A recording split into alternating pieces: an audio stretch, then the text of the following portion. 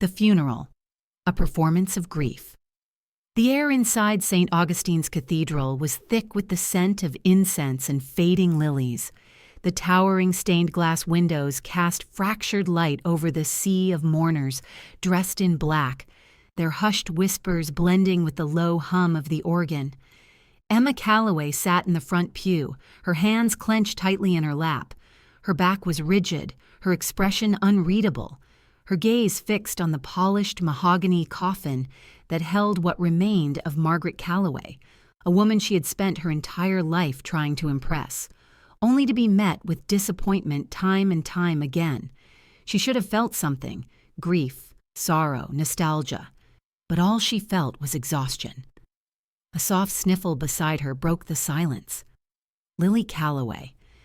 Emma didn't have to look to know that her older sister's perfectly lined eyes were brimming with tears, a delicate lace-trimmed handkerchief pressed theatrically against her face.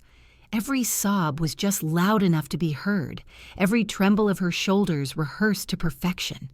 And of course, Nathan Hale, her ever-dutiful husband, was there to comfort her, his strong arm wrapped protectively around her, as if she were the real victim here. Emma glanced around the church, catching the subtle, fleeting glances from their relatives, glances filled with discomfort, guilt, and silent acknowledgement. They knew what was coming. They all knew. Her fingers dug into the fabric of her dress as the priest's voice droned on in solemn reverence. "You were never enough, Emma." The words were unspoken, but they echoed in her head, carved deep into the walls of her mind. She forced herself to exhale slowly. She wasn't here for forgiveness or redemption. She was here for the final act. And after today, she would never look back.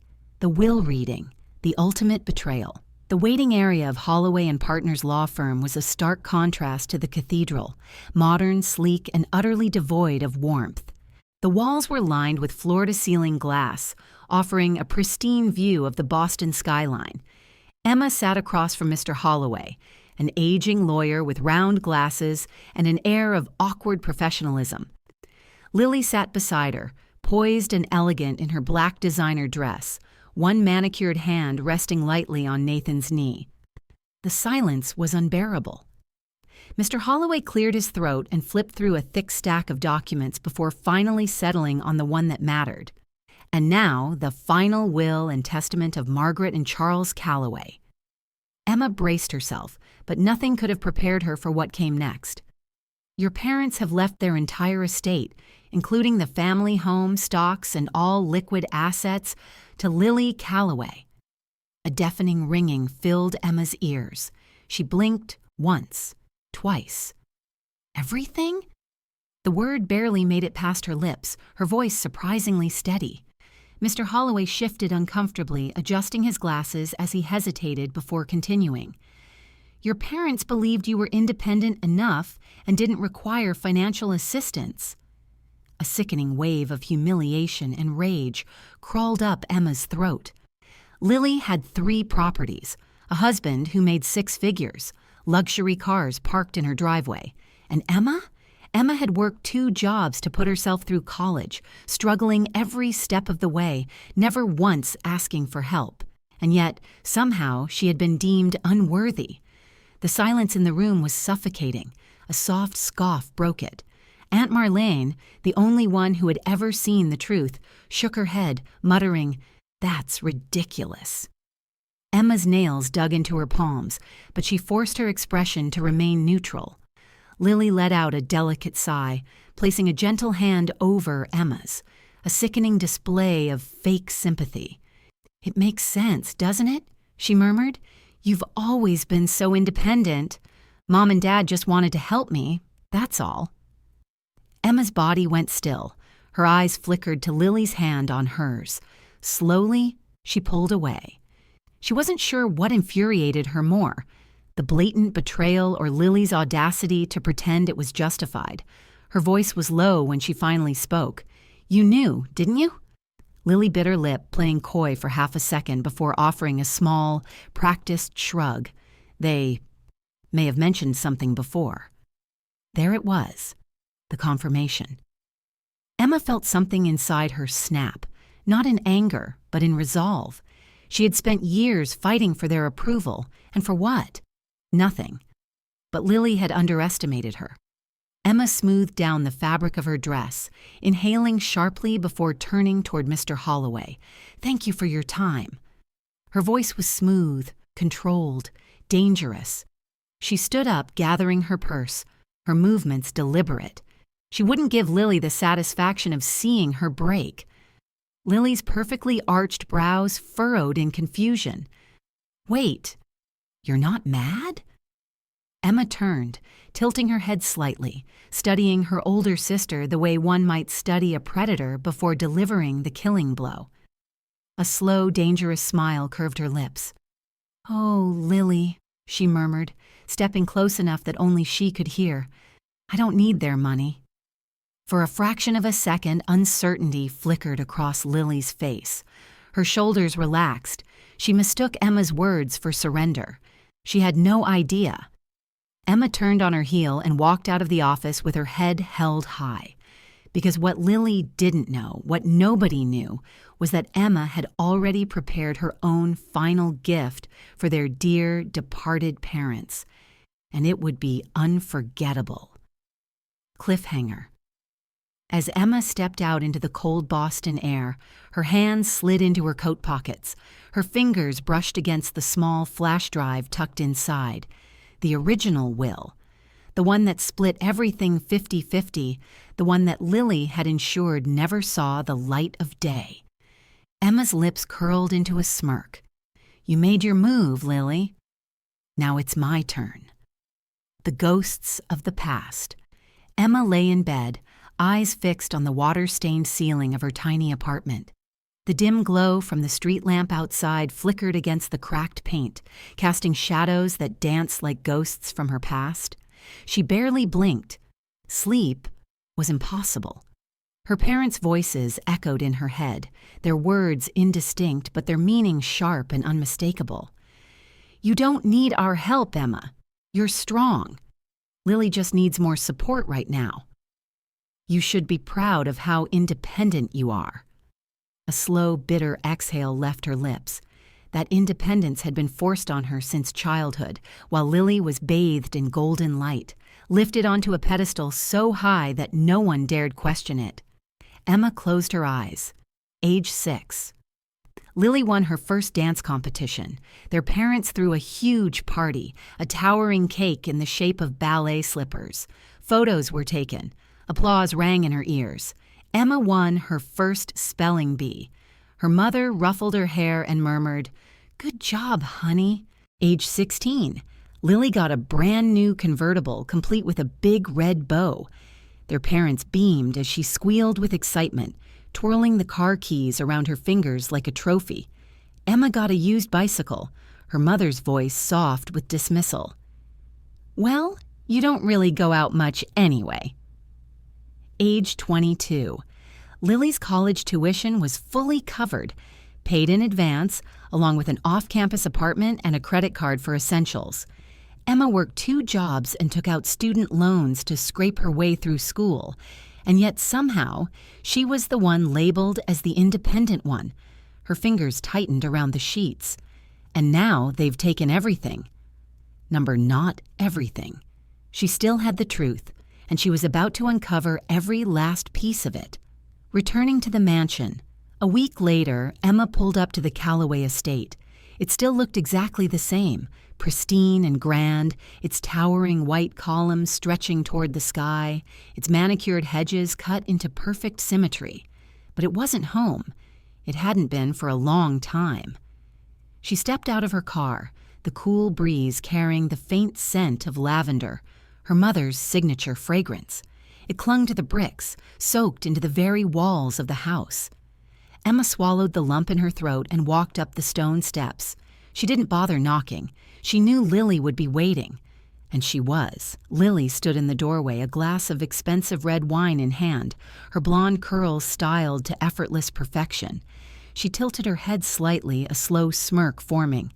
"Emma, I wasn't expecting you." Emma's lips curled. "No, I'm sure you weren't." Lily sighed, stepping aside. "Come in, then.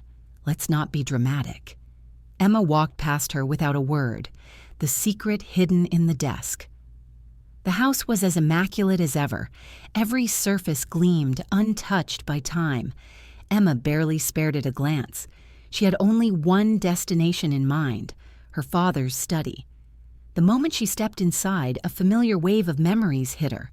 The heavy wooden desk, the bookshelves lined with leather-bound novels, the faint trace of her father's aftershave lingering in the air.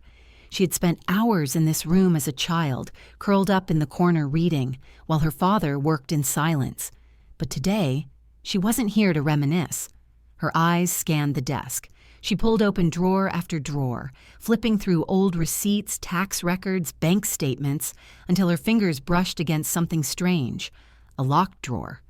Her pulse quickened. This wasn't a normal drawer lock. This was something installed after the fact, something hidden. Her fingers curled around the handle, yanking hard. Nothing. She searched the room quickly, pulling open cabinets, shifting through books, until she found it. A small brass key tucked between two old ledgers. With a click, the drawer slid open. Inside lay a thick manila envelope slightly worn at the edges. Emma's breath hitched. Her hands shook as she pulled it out, unfolded the papers, and scanned the words. The original will. And her blood turned to ice. The will clearly stated that the estate was meant to be split evenly between Emma and Lily. Her parents had never planned to leave her with nothing. This was proof, and it meant Lily had lied. Emma sat there for a moment, the weight of it pressing down on her chest. She had expected betrayal, but not like this, the confrontation. Emma stepped out of the study, the document clenched in her hand. Lily was leaning against the kitchen counter, sipping her wine, looking utterly unbothered. "You weren't supposed to see that." Emma held up the will, her voice cold and steady. "You changed it." Lily didn't flinch. She set her glass down, tilting her head slightly. "Mom and Dad always intended for me to have everything," she said, her tone bored. "I just made sure their wishes were properly carried out." Emma's jaw clenched. She could feel the rage coiling in her chest, pressing against her ribs, but she wouldn't give Lily the satisfaction of seeing it. Instead, she forced a smile. "Thank you for your honesty," she said smoothly. "That's all I needed to know." And with that, she turned and walked out the door. Lily didn't call after her. She didn't need to, because she had already won. At least, she thought she had. Cliffhanger. Emma's next move. As Emma stepped into her car, she gripped the will so tightly that the paper crumpled in her fist. Her mind was already calculating her next move. She could go to a lawyer, take this to court. But no. Legal battles were messy and slow. And Lily was careful. No, this required something different. Something Lily wouldn't see coming. Emma exhaled slowly, staring at her reflection in the rearview mirror. Her lips curved into a smirk. "You made your move, Lily. Now it's my turn." The decision to strike back. Emma sat in her dimly lit apartment, the original will spread out before her on the coffee table. The yellowed pages mocked her, reminding her that the life she was supposed to have had been stolen, not just by Lily, but by every person who had silently watched and done nothing. She could take this to a lawyer, contest the will in court, but she knew better. Lily had money, power, and influence. Court battles dragged on for years, and Lily had always been the type to cover her tracks. No, Emma didn't want to fight Lily in a courtroom. She wanted to tear her down from the inside, and to do that, she needed leverage. She reached for her laptop, digging through Lily's perfect life. Emma's fingers flew over the keyboard as she scoured every corner of Lily's public life. Lily had always been meticulous about her image. Every photo, every social media post, curated to perfection. Facebook, Instagram, LinkedIn, all clean. But no one was truly perfect. And Emma knew if she looked hard enough, she'd find the cracks beneath the surface. Then she saw it. A photo from 3 years ago. Lily on vacation in Italy with a group of friends. Except Something was off. Emma's eyes narrowed. Nathan, Lily's husband, wasn't in any of the pictures, but one other man was. She clicked on the tag, Daniel Carlisle, a wealthy real estate developer, married, father of 2, and Lily's body language in every photo told Emma everything she needed to know. The casual touches, the inside jokes in the comments, the way Lily's gaze lingered just a second too long in each picture. Emma scrolled further, her breath quickening. The flirtatious remarks, the late-night comments, the business trips that overlapped. Lily wasn't just cheating on Nathan, she was sloppy about it, and Emma had just found her first weapon. Following the money, a trip to Daniel Carlisle's social media accounts confirmed her suspicions. One post, in particular, sealed it. A blurry shot of a private villa in the Amalfi Coast, a woman's silhouette in the background. Lily, it was a goldmine. But photos weren't enough. Emma needed something stronger. She needed financial records. She needed to see where the money was going. There was only one way to do that, and it involved someone she never thought she'd willingly speak to again. A visit to an old contact. A few hours later, Emma found herself walking into a low-lit bar in downtown Boston. The place smelled of whiskey and regret, the air thick with the sounds of murmured conversations. She spotted him immediately, Luke Carson. A former financial crimes investigator turned private consultant, and an ex-boyfriend Emma had left years ago. He looked up as she approached, his expression shifting from mild surprise to amusement. Well, if it isn't Emma Calloway. Emma slid into the seat across from him, placing a thick envelope of cash on the table. I need access to some financial records, discreetly. Luke raised an eyebrow. You do realize this is borderline illegal, right? Emma met his gaze evenly. So was what my sister did to me. Luke considered this, then smirked. All right, sweetheart. Let's see what kind of dirt we're digging up. The truth unfolds. 2 days later, Emma's phone buzzed. Luke, you're going to want to see this. She met him at his office, a small but high-tech workspace cluttered with screens and paperwork. He pulled up bank statements and offshore accounts, scrolling through the transactions. Your sister's been busy, he murmured. Emma leaned forward. Luke pointed to a series of transactions, large sums of money being funneled into an offshore account under a dummy corporation. The first deposit? 3 years ago, the same year Lily went to Italy with Daniel Carlisle. Emma's stomach twisted. Lily wasn't just cheating, she was hiding money, setting the trap. Emma knew exactly what to do next. She compiled the evidence, the photos, the financial transactions, the fake business deals, and then she sent a single anonymous message to Nathan Hale, a screenshot of Lily and Daniel tagged in a private villa in Italy, and a message. Check your wife's financial records. You'll find what you need. She hit send and waited. Minutes later, her phone vibrated. Nathan's response was instant. Nathan. Who is this? Emma smirked. Emma. Someone who thinks you deserve to know the truth. A long pause. Then, Nathan. Meet me tomorrow. We need to talk. The calm before the storm. Emma sat back, her pulse steady. She had set the first domino in motion, and tomorrow she would watch it fall. She could almost hear Lily's world starting to crack.